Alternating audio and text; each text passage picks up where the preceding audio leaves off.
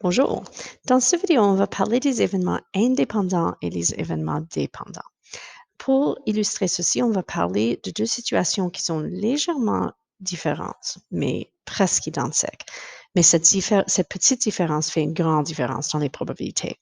Disons qu'on commence avec un sac qui contient 5 billes rouges et 7 billes vertes, et on veut tirer ou choisir 2 billes de ce sac. Si on tire la deuxième bille sans remplacer la première, le diagramme d'arbre des possibilités va être comme ceci. Notre première bille pourrait être rouge ou verte et la deuxième pourrait être rouge ou verte, mais les probabilités vont changer parce que dans le premier cas, j'ai 5 billes rouges sur 12 billes totales. Et j'ai 7 billes vertes sur 12 billes totales. Après avoir tiré la première bille, les probabilités changent parce que dans le deuxième cas, il me reste que 4 billes rouges sur 11 totales ou toujours 7 billes vertes, mais sur 11 totales. De la même manière, si j'avais déjà tiré une verte, les rouges maintenant sont 5 sur 11 et les vertes sont 6 sur 11. Donc, les probabilités combinées, la probabilité de tirer rouge et puis ensuite rouge, égale 5 douzièmes fois 4 onzièmes.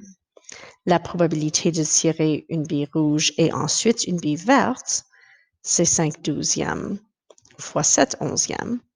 La probabilité de tirer une bille verte et ensuite une bille rouge, donc l'ordre ici est très importante parce que les probabilités changent, c'est 7 sur 12 fois 5 sur 11. Notez que ces deux vont donner exactement la même réponse. Les probabilités vont être les mêmes, mais elles sont calculées différemment. Et la probabilité d'avoir deux billes vertes, 7 douzièmes fois 6 onzièmes. Alors, on trouve les probabilités combinées en multipliant. Mais si la situation change et qu'on enlève une première bille, on note sa couleur, on remplace dans le sac et ensuite on tire encore, dans ce cas, les probabilités ne vont pas changer. On a toujours les mêmes possibilités. Rouge ou verte dans le premier cas, rouge ou vert dans le deuxième cas. Mais les probabilités ne vont pas changer. J'ai 5 douzièmes pour une rouge, peu importe quand c'est tiré. Et j'ai 7 douzièmes pour une verte, peu importe quand c'est tiré. Donc, les probabilités combinées dans ce cas vont rester les mêmes. La probabilité d'avoir deux billes rouges, c'est 5 douzièmes fois 5 douzièmes ou bien 5 douzièmes au carré. La probabilité de tirer un rouge et ensuite une verte, rouge-verte, c'est 5 douzièmes fois 7 douzièmes. La probabilité de tirer un de chacun mais dans l'autre ordre, donc vert-rouge, c'est 7 douzièmes fois 5 douzièmes. Et la probabilité de tirer deux billes vertes, c'est 7 douzièmes fois 7 douzièmes ou 7 douzièmes au carré. Donc, des probabilités combinées qui sont différentes dans les deux situations, dépendant si on remplace la première bille ou non. Dans le premier cas, ces événements sont dits dépendants parce que la probabilité dans le deuxième cas dépend de ce qui s'est déjà passé dans le premier cas.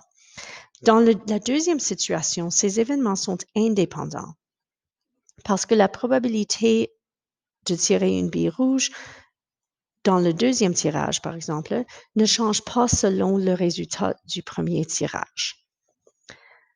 En général, pour trouver des probabilités combinées, probabilité de A et B, sur le mot et, quand on voit le mot et, on va multiplier. On multiplie les deux probabilités, mais il faut être conscient de quelle probabilité, parce que si A et B sont dépendants, les probabilités sont conditionnelles et peuvent changer. Ça, c'est ce qu'on a vu dans le premier cas avec des événements dépendants. La probabilité de tirer une bille rouge dépendait, changeait selon qu'est-ce qui s'est produit dans le premier tirage. La façon de représenter ça symboliquement, c'est que la probabilité de A et B est égale à la probabilité de A fois la probabilité de B étant donné que A est déjà produit. So, la probabilité de B, si A s'est déjà produit. À noter, si la probabilité de B normale est égale à la probabilité de B, si A s'est déjà produit, ces deux événements sont indépendants. So, si par exemple, je dis, OK, la probabilité qu'il va pleuvoir demain, étant donné que je vous ai donné un quiz hier, la probabilité de la pluie demain ne dépend pas du tout de la probabilité du quiz d'hier. Alors, c'est juste la même chose que la probabilité que ça va pleuvoir demain. So, disons qu'on veut utiliser cette information pour déterminer si deux événements sont dépendants ou indépendants. So, je sais que la probabilité de A égale 0.32, la probabilité de B égale 0.25, et je connais la probabilité de A et B. Essentiellement, je veux savoir, est-ce que la probabilité de A fois la probabilité de B est la même chose que la probabilité de A et B? Ou est-ce qu'il a fallu utiliser une autre probabilité pour une de ces deux événements? So, 0.32 multiplié par 0.25, c'est 0.08.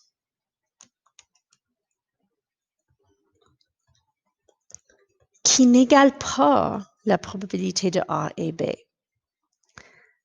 Donc, ces deux événements sont dépendants. Il y a quelque chose qui a changé dans la probabilité d'un de ces deux événements. Alors, disons que je sais déjà que A s'est produit. So, je vais dire que B est conditionnel sur A. Et on veut trouver la probabilité de B étant donné que A s'est produit. So, je sais maintenant que les événements sont dépendants, alors que la probabilité de B peut changer après que je connais que A s'est produit. Ça, c'est que la probabilité de A et B, so ça c'est la formule que vous avez, égale la probabilité de A fois la probabilité de B étant donné A, conditionnel sur A. Mais je connais ces nombres. La probabilité de A et B, c'est 0.1. La probabilité de A, c'est 0.32. Et la probabilité de B étant donné A, c'est mon inconnu. Alors, si je divise 0.1 par 0.32, on trouve que cette probabilité inconnue devrait être 0.3125. So, ça, c'est donc la probabilité de B étant donné A. Ça, c'est plus probable. Alors, si A s'est déjà produit, B devient plus probable que juste la probabilité normale de B.